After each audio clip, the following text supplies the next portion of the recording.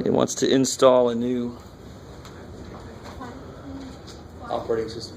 Sorry, yes. So why is the square root of 25 5? That is true.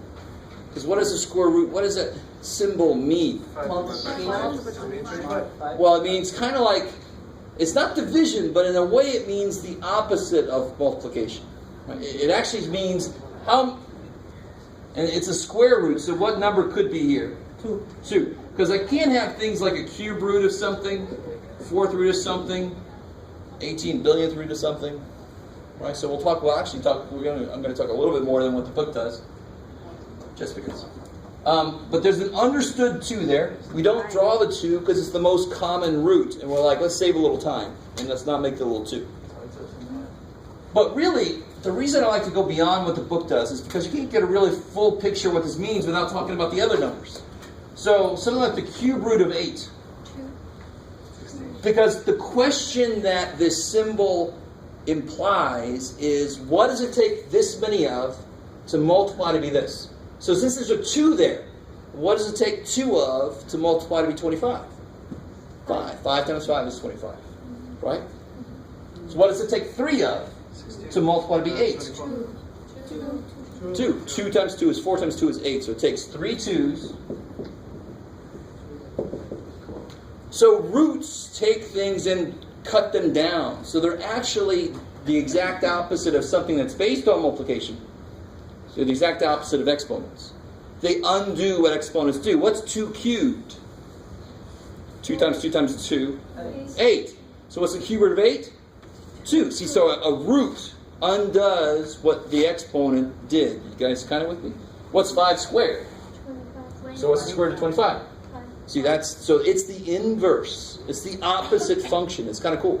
Every function you learn about in mathematics, you must learn or see if there is an opposite function. So you can undo what the other one did. How are we doing so far? I just blew some of you guys' minds. It's all right. So what if I had like the... All right, let me freak you guys out. Fourth root. We're already freaked out. I was going to say we're already freaked out. I understand. Yeah. Fourth root of 81. 3, 21, 7, 59. How do you start to attack this problem? Some of you guys know it already. That's cool. The way you start to attack this problem is you break the number down. You see, what is the number made of? Right? If 8 was made of 3 2's.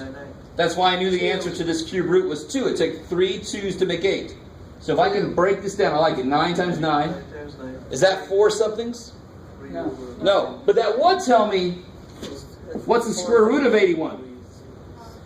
9. The square root of 81 is 9, because it takes 2 9's to make 81. You with me? Okay.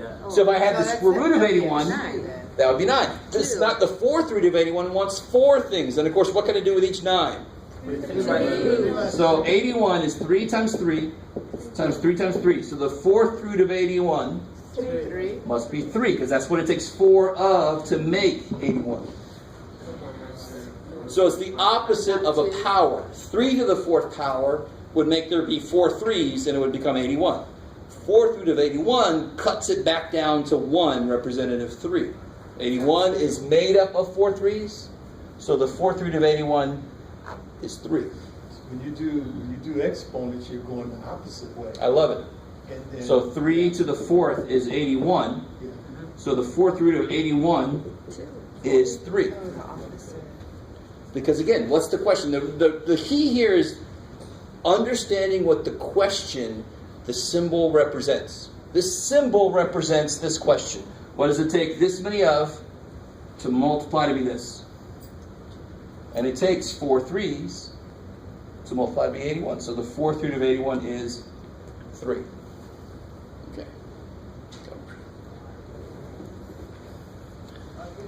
Let's stick with square roots. You're not going to see any third roots or fourth roots in here, but I just had to for a complete picture. Well, let's come back to square roots. What do you think about the square root of 100? 10. 5.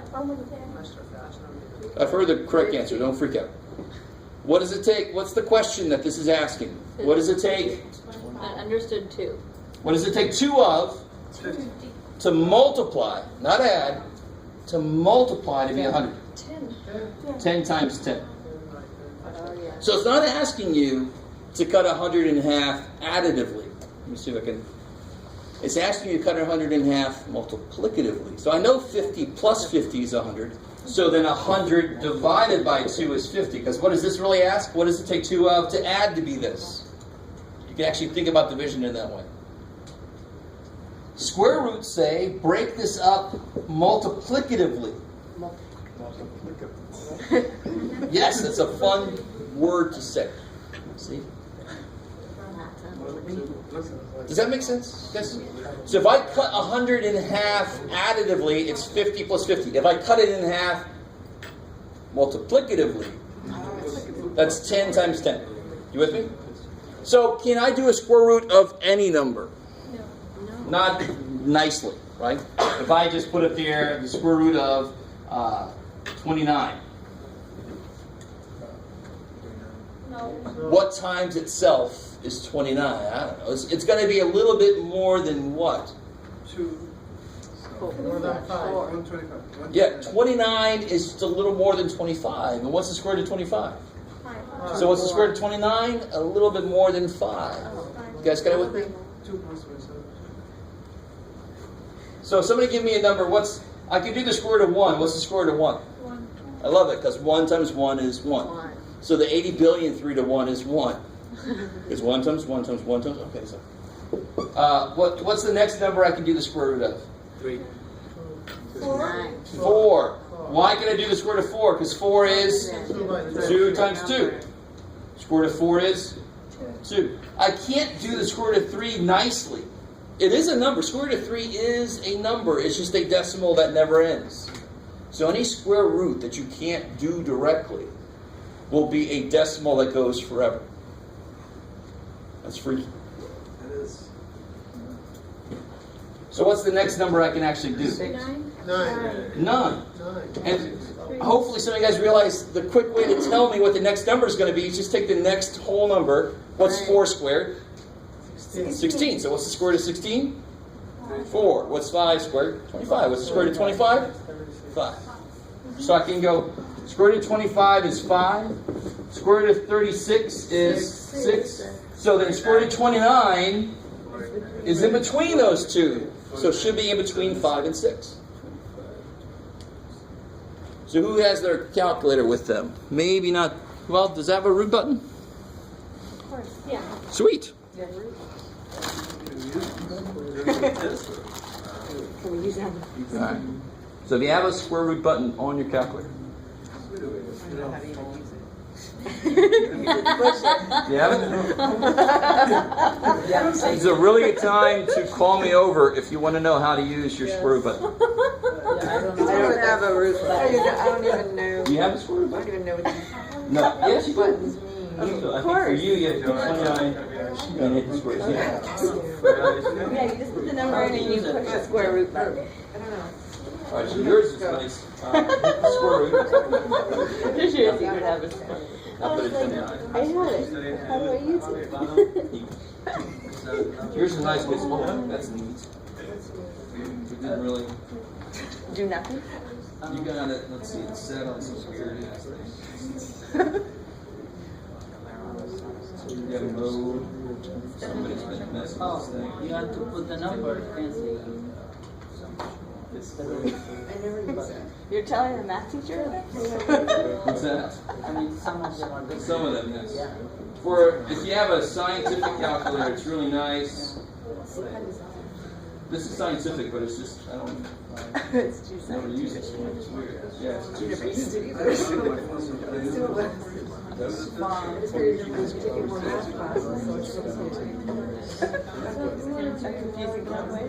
You don't want to get a basic one?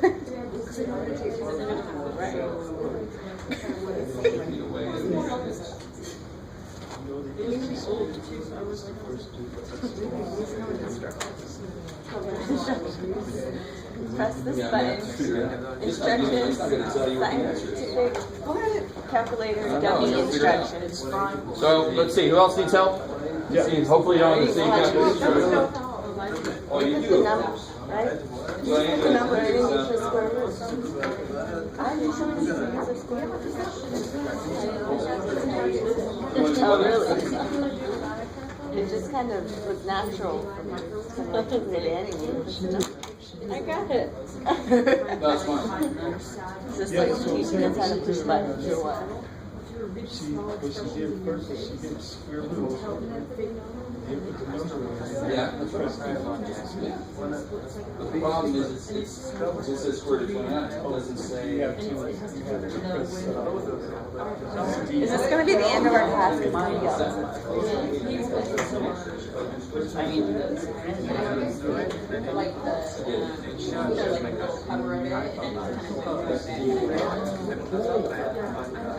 These are in her class learning the square root.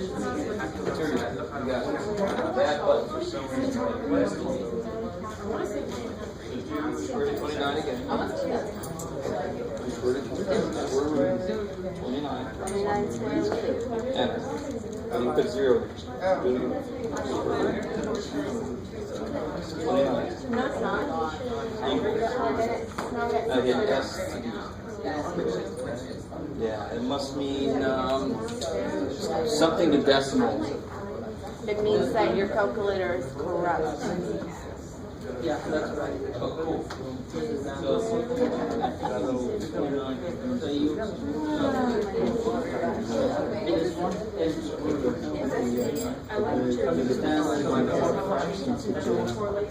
I'm glad you're funny. Huh?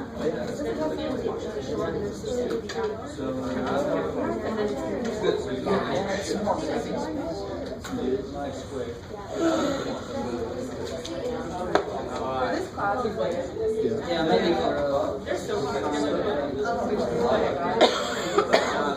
All right, everybody good? No? 5.5 minutes. Yeah, we got tons of time. Tons. We have 5.5. So last thing, then we can go. Real quick, if I had something that was 3, let's say 3 feet long here, 4 feet long there, how long would the whole thing be? Just add it. Not a trick question. 7.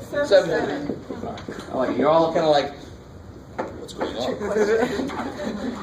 But notice if I put the 3-foot guy down, and I don't put the other one down straight out for him. I put the other one down like this. It's still 7. This distance here. From end point to end point. If they're straight out, it's 7. If I put it at some other angle, is it going to be more or less than 7? To More. Less. Definitely. Oh, like putting across If the I field. pick this guy up, I'm getting closer and closer and closer to that one, aren't I? So Now? what would it be? I don't Yeah. understand.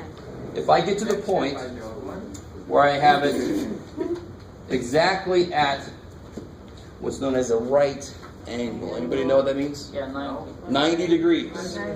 90 degrees like this. So 90 degrees, because in a circle there's how many total degrees? Anybody know? 360. 11. So what's halfway? 180. So what's a quarter of the way? 90. So that's a 90 degree angle like this. So if I have a 90 degree angle in a triangle, that is called a right triangle. Because you have a right. Does it look like a triangle? It's not a triangle yet. Oh. This is a right triangle. So a Greek dude named Pythagoras, he had followers who actually, like I said, did a lot of the work for him. But he did something. They discovered that there was a nice relationship if you hit that magic 90 degrees. So I like that somebody asked me, well, what the hell would this be? All I know is it'd be less than 7, right? This distance here. This distance would be less than 7 because I'm getting closer and closer and closer. And in the extreme situation, I'd be like a foot away, right? 4 feet, 3 feet. This would take trigonometry. We're not going to do that. This takes a nice shortcut. And here's a cool, not a proof. There's about 53 proofs that I know of for why this works, but this is a nice visual.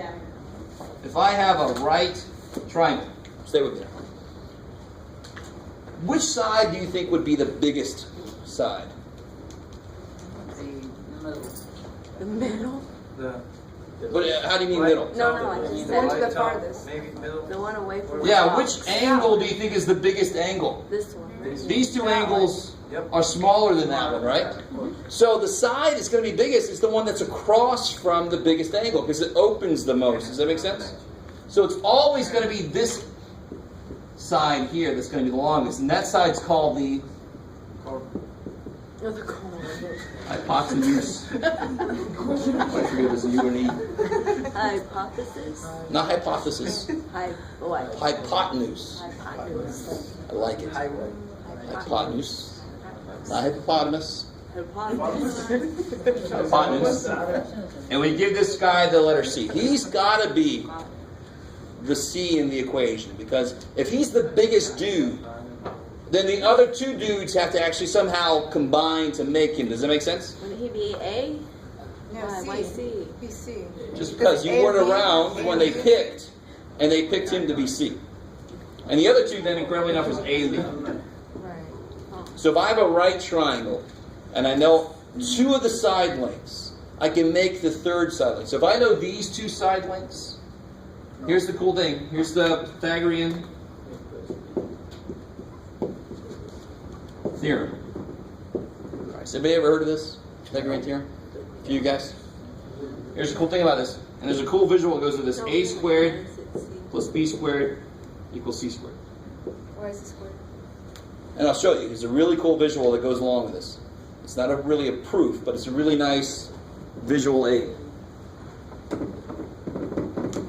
So if I have this right triangle, go with me for a second. Now just imagine, just go. So this is A, B, C. If I make a square off the side of this, just go with me. Why can I do that? Because I want to and I can't. There, I drew it. Yeah. So how long would this side be if this is a square? What would the area of that be? A square. Keep going. B squared. This is a square. Oops. That's not a square. It's like a rectangle. Now, be quiet about my shapes. Sure. Right? Side- I get some board license on my shapes. So really, the formula says once you start picking that thing, I can add if they're straight across from each other. God, I can't do that. I can add if they're straight across, but the one that you start picking them up, their relationship is weird. If they're straight across from each other, I can just add them directly. If I pick this dude up a little bit and say how far apart are my elbows, that's weird. I can't just add them together anymore because now my elbow's getting closer, right? Of course, they can only get so close, but you guys kind of with me? I can't just 4 and 3 is 7 if I had a really shorter forearm for some reason. Right, 4 and 3 is 7. But the minute I pick this dude up, the minute it's at some weird angle, it's some other relationship. What Pythagoras found is if it's at a 90, it's a really nice relationship. It's not what's called linear anymore. They're not A plus B equals C. They're A squared plus B squared equals C squared. That's the relationship between the angles here. And this is a beautiful visual to keep in your head to remember why they're squares. Because they are squares, right? So if I want to do a specific concrete example, we just had 3, 4. How do I find that side? What side would this be? What letter does it get? C. It's the biggest dude. The other two, I don't care, because they're the ones that come together, that add together to make him. Most important side is C. So what can I set up for my equation then? 4 squared plus Good. 4 squared plus 3 squared plus 3 squared equals C squared. squared. What's 4 squared? 16. 16. 9 C squared. 25. So C must be 5. Because you actually do the square root of both sides, but you don't even have to think about it like that. What squared is 25? Oh. 5. That's exactly what a square root means. So C is 5. So it'll be a nice 5. So this time's when it's going to come out like maybe 29, right? It could come out. Exactly. I picked a nice triangle. There are a few triangles where these sides, if there's certain lengths, the last side comes out nice. But if I just make a triangle up out of nowhere, like if I had one that was 11 and 7, how would I set this up? What's this side? C. 7 squared plus 11 squared equals C squared. 49, 121. Good. C squared. 50, 170, 170 equal 270. Then you have to take the square root. I can't do the square root of 170, so somebody help me out now that several of you know how to do that. 13.0384. And there's more, but I figured it's not. So whatever they tell you to round it to. So if I just make a triangle up out of nowhere, it's almost definite that the last side's going to be gross because it involves square roots. There's like 3, 4, 5 triangle, 5, 12, 13 triangle, and there's several more after that. In a question like that, would you ever say round to the? Yeah, that's what I said. Okay. Depending on where they tell you to round, you know where to stop and round. Yeah, they're not going to make you write it out Make sure forever. that rounding was still. Oh yeah. Does that go into multiplication, subtraction, and all of that too? What? And the next level, you're going to be like multiplying roots, and yeah, this level we just talk about what roots mean. Next level, you start doing a lot more stuff with roots. So what's up? Sorry. I was just